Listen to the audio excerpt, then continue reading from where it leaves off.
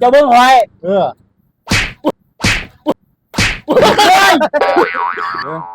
วิธีการปอกไข่ตุ่ม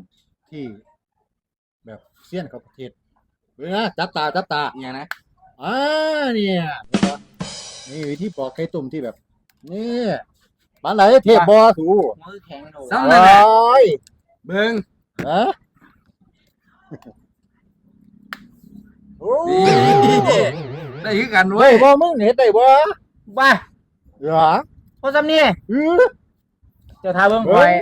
เจ้าเก่งพวกมันนี่บอกให้ถามเนี่ย เฮ้ย เห็นแต่พอซ้ำนี่บ มึ อก งเห็นได้บ่มึงเห็นนะมึงจะคุยมึงจะ จะจอด ปาก จะเบิ่งหอย เออ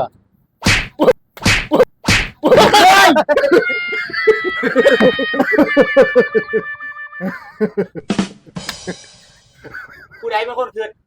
เฮ้ยคือเสือมันเห็ดนิดเดียวนี่ว่ามันไข่ต้ม เอาซื้อไข่ต้มมา3 หน่วยบ่ เออมันไข่ต้ม